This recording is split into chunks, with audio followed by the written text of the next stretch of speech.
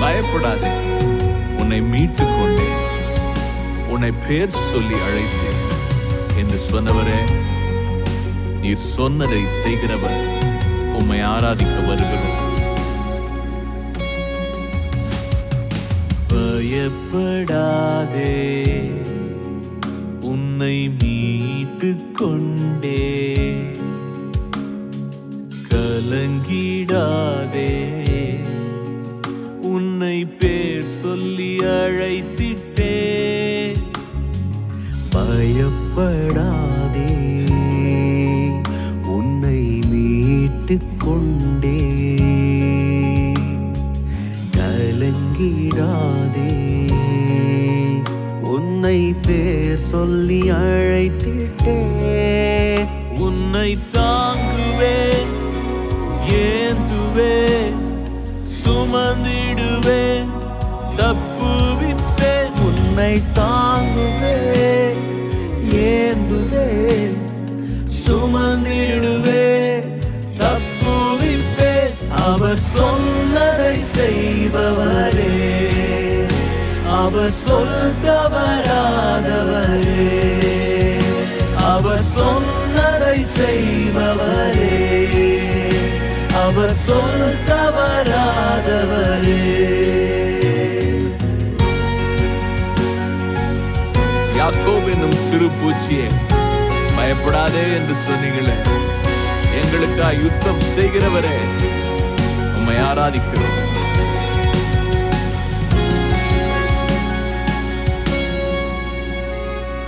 யாக்கோபென்னும் சிறு பூச்சியே, இஸ்ரவேல் என்னும் சிறு கூட்டமே. யாக்கோபு என்னும் சிறு பூச்சியே, இஸ்ரவேல் என்னும் சிறு கூட்டமே.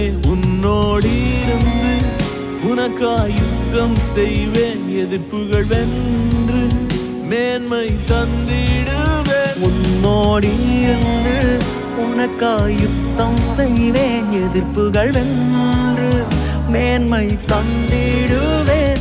அவர் சொன்னதை செய்பவரே, அவர் சொல் தவறாதவரே, அவர் சொன்னதை செய்பவரே, அவர் சொல் தவறாதவரே. இஸ்ரவேலுக்கு நீர் சொன்ன நல்வார்த்தை ஒரு வார்த்தையாகிலும் தவறி போகவில்லை, எல்லாம் நிறைவேறிற்று. எங்கள் வாழ்க்கையிலும் நீர் சொன்ன வாக்கு தத்தங்களை நிறைவேற்ற வல்லவர், நம்பி இருக்கிறோம்.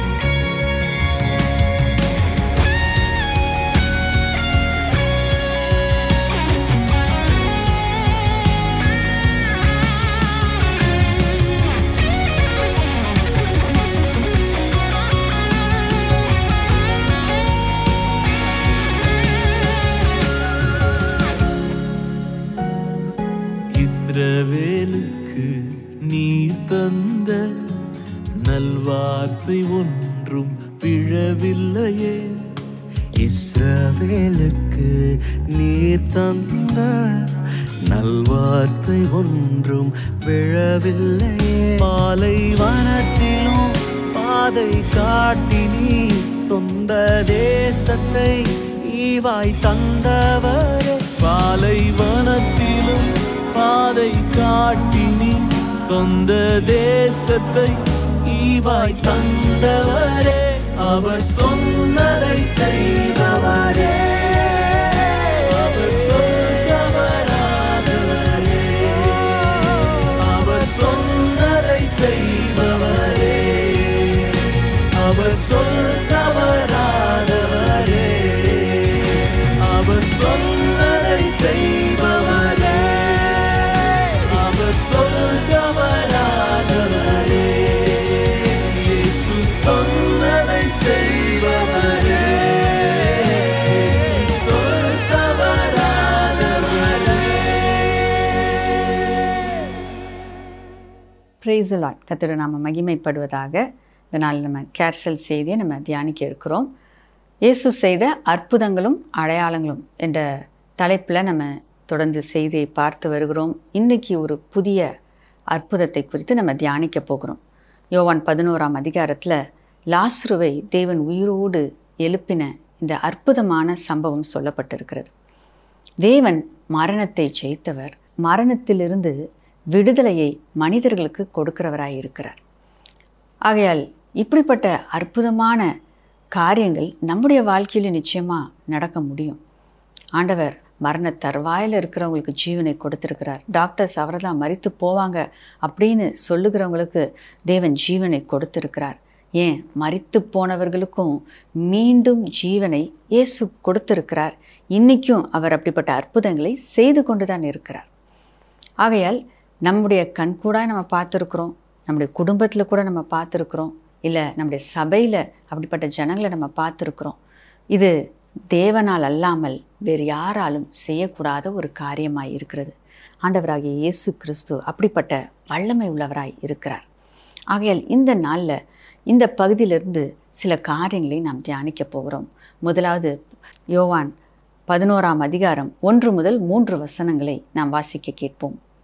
மரியாளும் அவள் சகோதரியாகிய மார்த்தாளும் இருந்த பெத்தானியா கிராமத்தில் உள்ளவனாகிய லாசரு என்னும் ஒருவன் வியாதிப்பட்டிருந்தான். கர்த்தருக்கு பரிமள தைலம் பூசி தன் தலைமயிரால் அவருடைய பாதங்களை துடைத்தவள் அந்த மரியாளே. அவளுடைய சகோதரனாகிய லாசரு வியாதியாயிருந்தான். அப்பொழுது அவனுடைய சகோதரிகள், ஆண்டவரே, நீர் சிநேகிக்கிறவன் வியாதியாயிருக்கிறான் என்று சொல்ல அவரிடத்திற்கு ஆள் அனுப்பினார்கள். இங்கே நம்ம பார்க்கும்போது லாசருவை குறித்து ஒரு அறிமுகத்தை யோவான் சொல்லுகிறதை நாம் பார்க்கிறோம். எப்படி அறிமுகப்படுத்துகிறார் அப்படின்னு பார்க்கும்போது, லாசரு பெத்தானியா பட்டணத்தை சார்ந்தவர் என்று சொல்லுகிறார். ஸோ இந்த ஊரை சார்ந்தவர். அதே நேரத்தில் அவருடைய பெயர் சொல்லப்படுகிறது, லாசரு அப்படின்னு சொல்லிட்டு. இன்னொரு காரியம் நம்ம பார்க்கும்போது, சகோதரி மார்த்தாள், மரியாள் இவர்களுடைய சகோதரி அப்படின்னு உறவை சொல்லி அவங்க சொல்லுகிறதை நாம் பார்க்குறோம். அடுத்தது மரியாள் செய்த நல்ல கிரியை, அதை வைத்து இந்த மரியாளுடைய சகோதரன் தான் லாசரு அப்படின்னு இங்கே சொல்லப்படுகிறது. அப்போ ஒருத்தரை நம்ம அறிமுகப்படுத்துகிறோம் அப்படின்னா இந்த இடத்துல நம்ம பார்க்குறோம், அவங்க இன்னார் பேரை சொல்கிறாங்க, இந்த ஊரை சேர்ந்தவங்க, இவங்க பேக்ரவுண்ட் இப்படி அப்படின்றத சொல்கிறாங்க, இவங்க இன்னாருடைய பரம்பரை அப்படின்னு சொல்கிறாங்க. அதே மாதிரி இவங்களுக்கு இவங்க உறவு, இவங்களுக்கு தெரிஞ்சவங்க அப்படின்னு சொல்லி அறிமுகப்படுத்துகிறாங்க. மற்றபடி பார்க்கும்போது அவங்க குடும்பத்தில் இல்லை அவங்க ஒரு பெரிய ஒரு சாதனையாளர்களாக இருப்பாங்கன்னா, இல்லை புகழ்பெற்றவர்களாக இருப்பார்கள் என்றால் அவங்கள குறித்து இவங்க இப்படிப்பட்டவங்க, இல்லை இப்படிப்பட்டவங்களுக்கு இவங்க உறவினர் அப்படின்னு சொல்லிட்டு அறிமுகப்படுத்துகிறதை நாம் பார்க்கிறோம். இது வழக்கமாக இருக்கிறது. இங்கே அதே மாதிரி தான் லாசருவை குறித்து அறிமுகப்படுத்துகிற காரியத்தை நாம் பார்க்கிறோம். இப்போ நம்மை குறித்து இப்போ யாராவது உங்களிடத்துல வந்து உங்களை அறிமுகப்படுத்துங்க அப்படின்னு சொல்லிட்டு புதுசாக பார்க்குறவங்க கேட்கும்போது நீங்கள் என்ன சொல்வீங்க? இல்லை உங்களை குறித்து மற்றவங்க உங்களை அறிமுகப்படுத்தணும் அப்படின்னா உங்களை குறித்து அவங்க என்ன சொல்லுவாங்க? அதை நம்ம சிந்தித்து பார்க்கணும். இப்போ மரியாளை குறித்து இந்த வேத பகுதியில் சொல்லப்படுகிறதை நாம் பார்க்கிறோம். ஏனென்றால் மரியாள் கர்த்தருக்கு அந்த இடத்துல அவளுடைய விலையேற பெற்ற அந்த நலனம் என்கின்ற தைலத்தை அவள் ஊற்றினாள் தேவனுடைய பாதத்தில். அது ஒரு நற்கிரியையாக இருந்தது. ஆண்டவராகிய இயேசு கிறிஸ்து அந்த செயலை வாழ்த்துகிறதை நாம் பார்க்கிறோம். அப்போ இப்படிப்பட்ட கிரியைகளை நாம் செய்கிறவர்களாக இருக்கிறோமா? மற்றவர்கள் நம்மை குறித்து சொல்லும்போது உலக பிரகாரமான காரியங்களை சொல்ல போகிறாங்களா?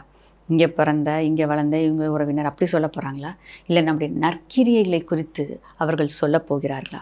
ஆண்டவருக்காக நம்ம செய்த கிரியைகளை குறித்து நாம் சொல்லத்தக்க விதத்தில், மற்றவர்கள் நம்மை பார்க்கத்தக்க விதத்தில், நம்மை அறிமுகப்படுத்தத்தக்க விதத்தில் நம்முடைய வாழ்க்கை காணப்பட வேண்டும்.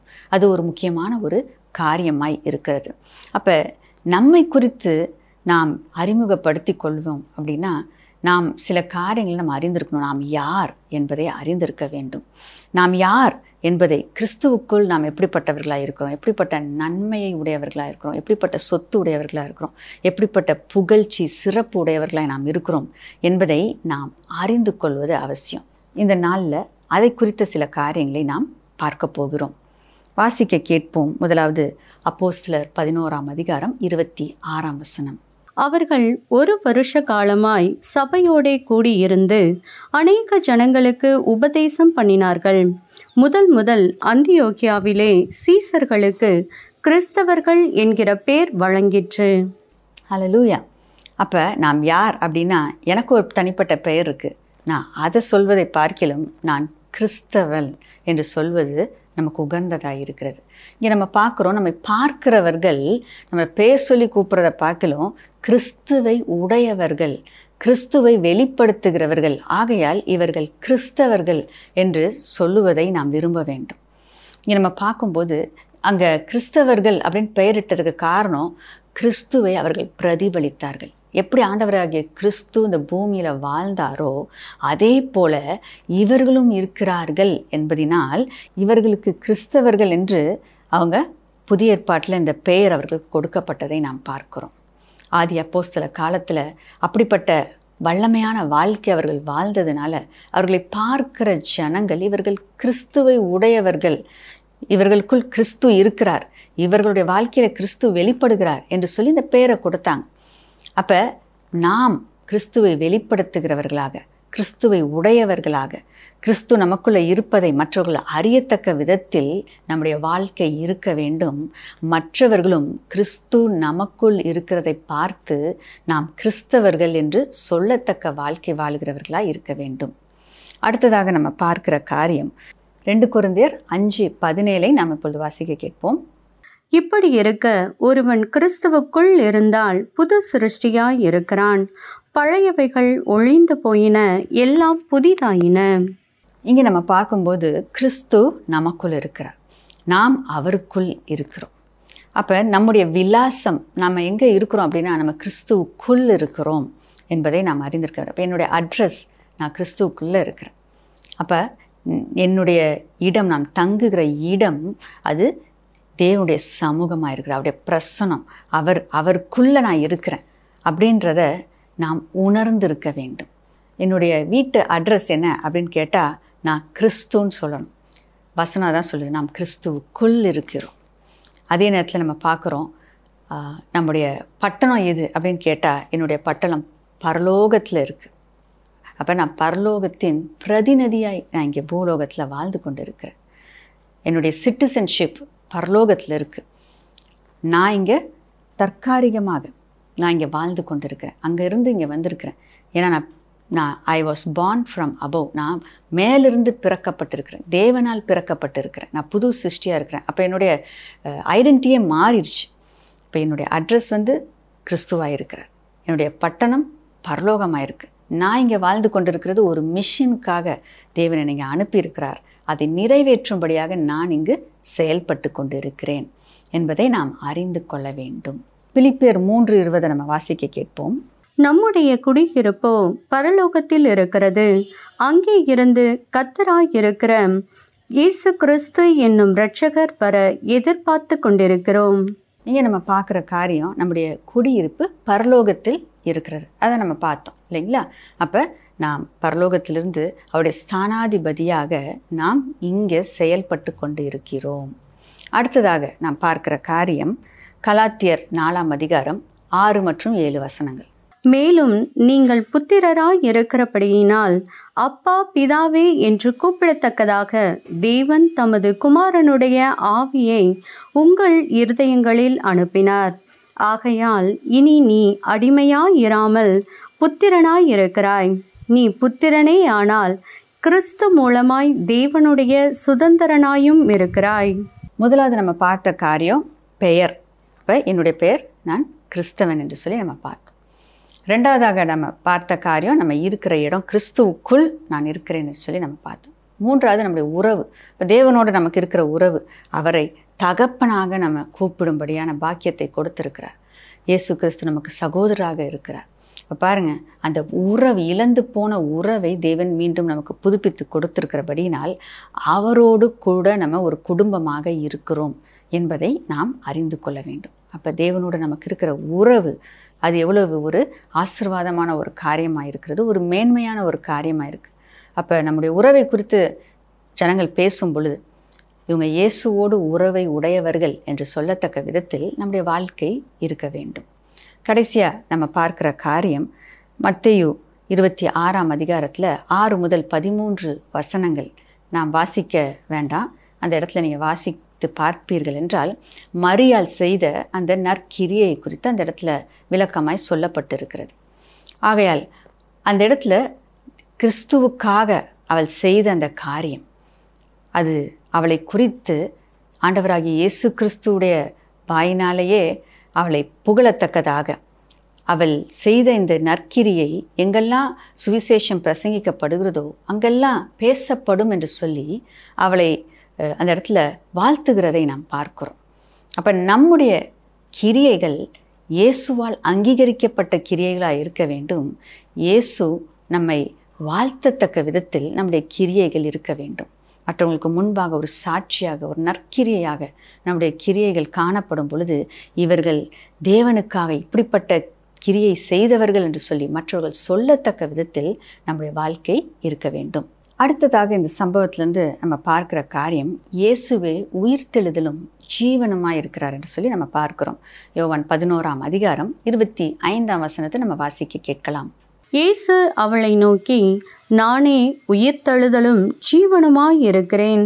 என்னை விசுவாசிக்கிறவன் மரித்தாலும் பிழைப்பான்.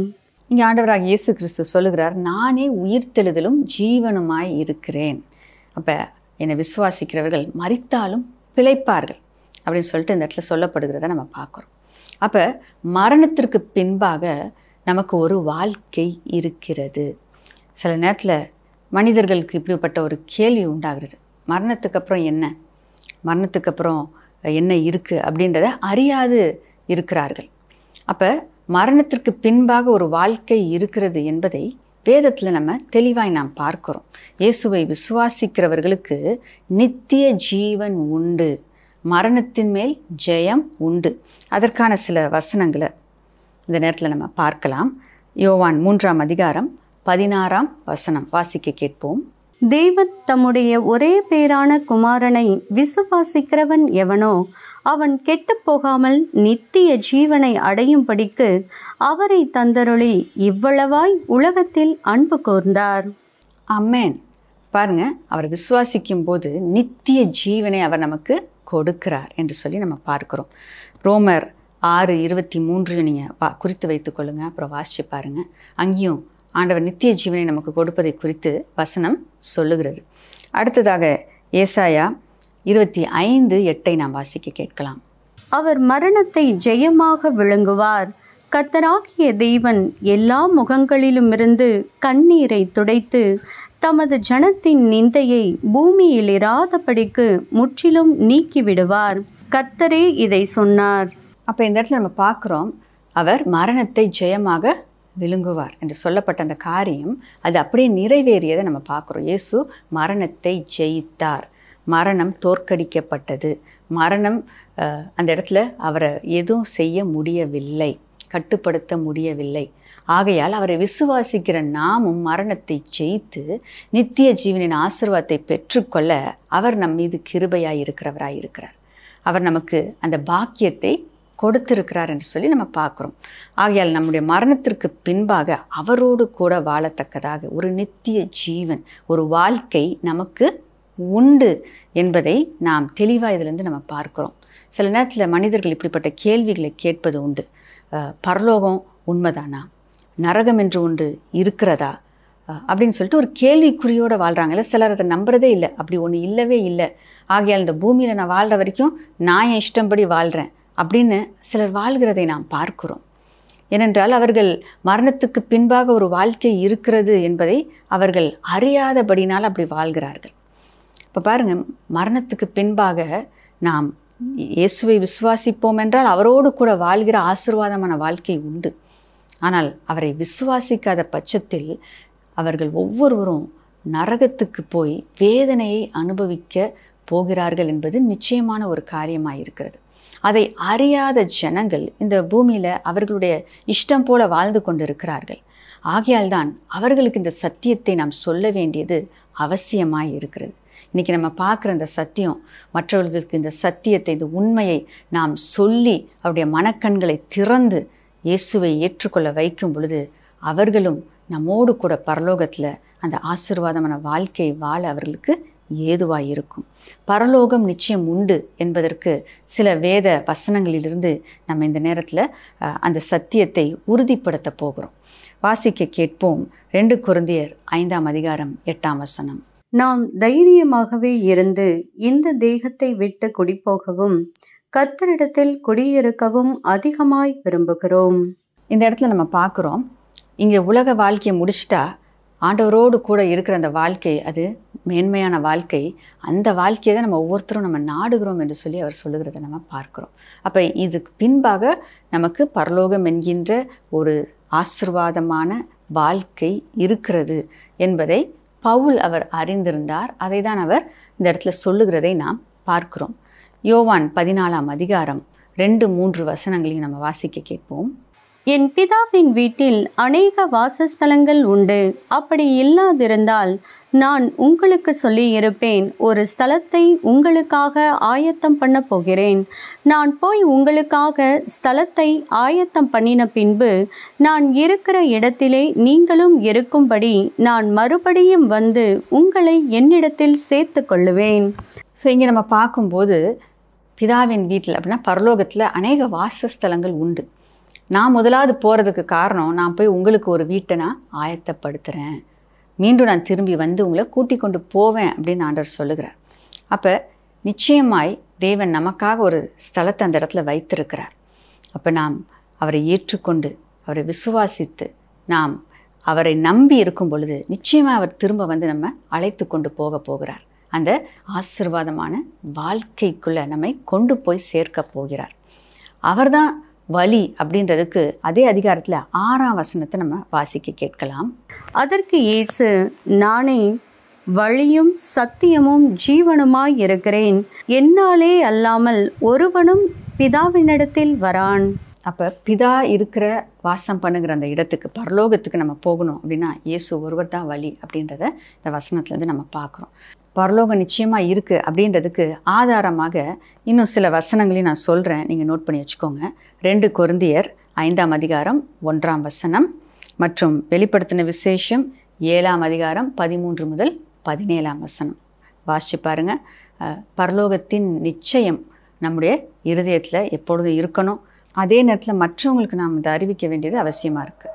அடுத்ததாக நரகம் என்பது உண்மை என்பதை சில வசனங்கள்லேருந்து நம்ம இப்போ பார்க்க போகிறோம். 2 பேதுரு 2ஆம் அதிகாரம் 4ஆம் வசனத்தை வாசிக்க கேட்போம். பாவம் செய்த தூதர்களை தேவன் தப்ப விடாமல் அந்தகார சங்கிலிகளினாலே கட்டி நரகத்திலே தள்ளி நியாய தீர்ப்புக்கு வைக்கப்பட்டவர்களாக ஒப்பு கொடுத்து. அப்போ இங்கே பார்க்கும்போது அங்கே நரகத்துக்கு அவர்கள் தள்ளப்படுகிறதை நாம் பார்க்கிறோம். அப்போ அப்படிப்பட்ட ஒரு இடம் இருக்குது அப்படின்றத வேதத்தில் நம்ம பார்க்க முடிகிறது. அடுத்ததாக லூக்கா 12:15 குறித்து வைத்துக்கொள்ளுங்க.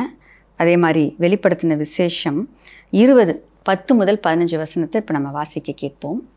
மேலும் அவர்களை மோசம் போக்கின பிசாசானவன் மிருகமும் கள்ள தீர்க்கதரிசியும் இருக்கிற இடமாகிய அக்கினியும் கந்தகமுமான கடலிலே தள்ளப்பட்டான். அவர்கள் இரவும் பகலும் சதா காலங்களிலும் வாதிக்கப்படுவார்கள். பின்பு நான் பெரிய வெள்ளை சிங்காசனத்தையும் அதன் மேல் வீற்றிருக்கிறவரையும் கண்டேன். அவருடைய சமூகத்திலிருந்து பூமியும் வானமும் அகன்று போயின. அவைகளுக்கு இடம் காணப்படவில்லை. மரித்தோராகிய சிறியோரையும் பெரியோரையும் தேவனுக்கு முன்பாக நிற்க கண்டேன். அப்பொழுது புஸ்தகங்கள் திறக்கப்பட்டன.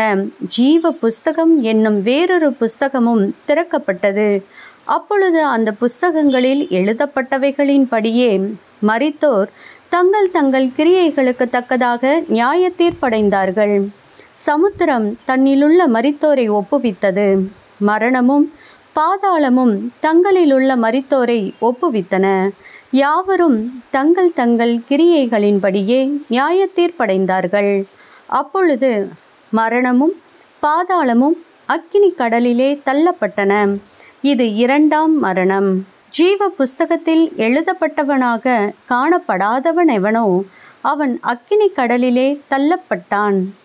இங்கே நம்ம பார்க்கும்போது சாத்தான் அக்கினி கடலில் தள்ளப்படுகிறதை பார்க்குறோம். ஏற்கனவே இங்கே நம்ம பார்க்கும்போது கள்ளத்தீர்க்கதரிசியும் அந்த மிருகமும் அந்த இடத்துல தள்ளப்பட்டு இருக்கிறதை நாம் பார்க்குறோம்.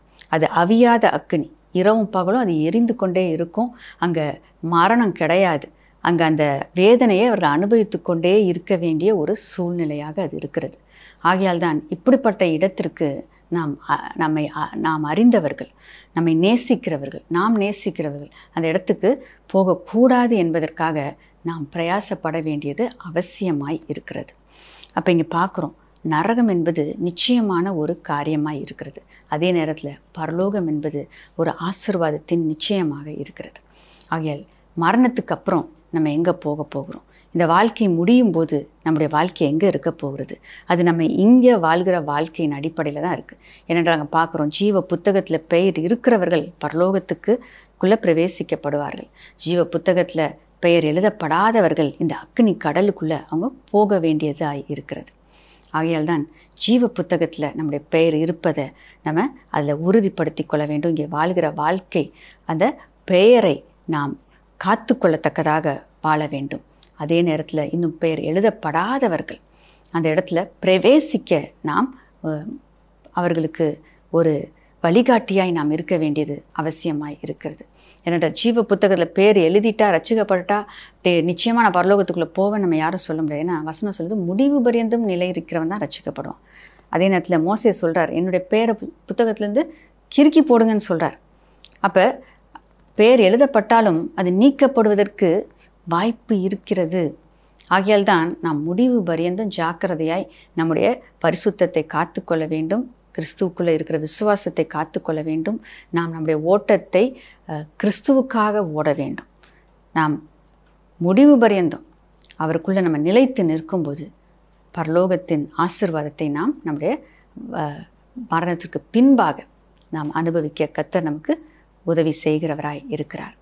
ஆகையால் லூக்கா 16ஆம் அதிகாரம் 19 முதல் 31ஆம் வசனம் வரைக்கும் லாசருவும் பணக்கார ஒரு மனிதனுடைய அந்த வாழ்க்கை முடியும் போது எங்கே போகிறாங்க, பரலோகம் எப்படி இருக்கும், நரகம் எப்படி இருக்கும் அப்படின்ற அந்த சம்பவத்தை வேதத்தில் தெளிவாய் அந்த இடத்துல போடப்பட்டிருக்கிறதை நாம் பார்க்கிறோம். ஆகையால் நாம் இந்த காலங்களில் நம்ம பிரயாசப்படுவோம். ஏன்னா அந்த சம்பவத்தில் நம்ம பார்க்குறோம், இங்கேருந்து திரும்ப நீங்கள் லாசருவை அனுப்பி என்னோடய சகோதர சகோதரிகளுக்கு சொல்லுங்கள், நான் கஷ்டப்படுற மாதிரி என் சகோதர சகோதரிகள் கஷ்டப்படக்கூடாது அப்படின்னு அந்த பணக்கார மனிதன் சொன்னப்போ மீண்டும் இங்கேருந்து யாரும் அனுப்பப்பட முடியாது. ஏனென்றால் அங்கேயே நான் அனுப்பியிருக்கிற தீர்க்கதரிசிகள் அவங்க வார்த்தைகளை அவங்க கேட்டு அவங்க மனம் திரும்பட்டும் என்று அந்த இடத்துல சொல்லப்படுகிறதை நாம் பார்க்கிறோம். ஏனென்றால் மரணத்துக்கு பின்பாக நம்ம என்ன பண்ண முடியாது, ஒன்றும் நம்ம செய்ய முடியாது. ஆகையால் இங்கே இருக்கும்போது நமக்கு கொடுக்கப்படுகிற சந்தர்ப்பங்களை நம்ம பயன்படுத்தி கொள்ளும். சுவிசேஷத்தை சொல்லுவதற்கு தேவன் நம்மை வைத்திருக்கிறார். ஆகையால் நாம் சுவிசேஷத்தை சொல்ல வேண்டும். அதே நேரத்தில் சுவிசேஷத்தை ஏற்றுக்கொள்ளுகிற அந்த மனதை நம்முடைய உறவினர்களும் ரட்சிக்கப்படாதவர்களுக்கு தேவன் கொடுக்கும்படியாக நாம் ஜெபிக்க வேண்டும்.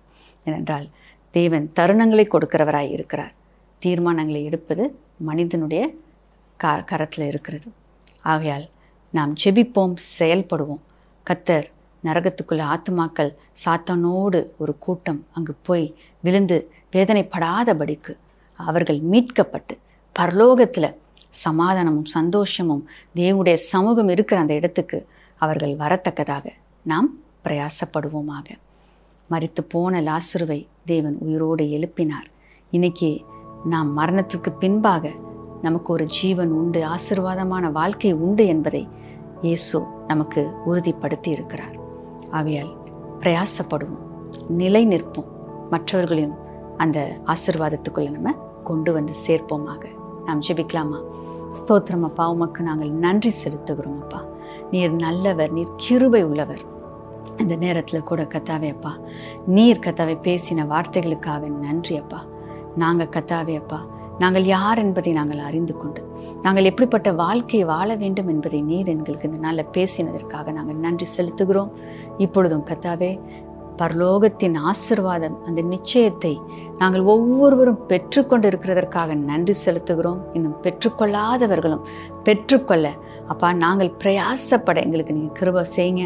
இந்த நேரத்தில் அப்பா, இன்னும் இயேசுவை ஏற்றுக்கொள்ளாதவர்கள் இந்த வார்த்தையை கேட்பார்கள் என்றால் நீர்தான் வழி, நீர்தான் பரலோகத்துக்கு போகிறதுக்கு ஒரே வழி என்பதை அறிந்து கொண்டு உம்மை ஏற்றுக்கொண்டு எனக்கும் இந்த பாக்கியத்தை கொடுங்கன்னு கேட்பாங்கன்னா இந்த நேரத்தில் அவர்களுக்கு இந்த ரட்சிப்பின் அனுபவத்தை நீ கொடுப்பீராக என்று நாங்கள் ஜெபிக்கிறோம் அப்பா. நீர் செய்கிறதற்காக நாங்கள் நன்றி செலுத்துகிறோம் அப்பா. அநேகரை உம்மண்டை நாங்கள் அழைத்து வரல, பரலோகத்தின் ஆசீர்வாதத்துக்குள்ள அவர்கள் கடந்து வர நாங்கள் பிரயாசப்பட எங்களை நாங்கள் இந்த நேரத்தில் தாழ்த்தி அர்ப்பணிக்கிறோம். அப்படியாக ஒப்பு கொடுக்குற ஒவ்வொருவரையும் நீர் வல்லமையாக எடுத்து பயன்படுத்து, அநேக ஆத்துமாக்களை அவர்களுக்கு நீர் கொடுத்து அப்பா அவர்களை நீர் பரலோக ராஜ்யத்தை நிரப்புகிறவர்களாய் நீர் மாற்றுவீராக என்று நாங்கள் ஜெபிக்கிறோம் அப்பா. அப்பா நீர் கர்த்தாவே நரகத்தை கொள்ளையடித்து பரலோகத்தை நிரப்புகிற அந்த கிருபையை எங்கள் ஒவ்வொருவருக்கும் நீர் கொடுப்பீராக. நீர் அப்படியாக செய்கிறதற்காக நன்றி செலுத்துகிறோம். உம்முடைய ராஜ்யம் விஸ்தரிக்கப்படட்டும், உம்முடைய ஆளுகை கடந்து வரட்டும், உம்முடைய நாமம் மகிமைப்படட்டும். நீர் அப்படியாக எங்களை பயன்படுத்தி உங்கள் நாமத்தை நீங்கள் மகிமைப்படுத்திக் கொள்ள போகிறதற்காக நன்றி செலுத்துகிறோம். இயேசுவின் நாமத்தில் பிதாவே, ஆமென், ஆமென். கர்த்தர் உங்களை ஆசீர்வதிப்பாராக. ஆத்துமாக்களை நம்ம தேவனுக்காக ஆதாயம் செய்வோம். கர்த்தர் உங்களை ஆசீர்வதிப்பார்.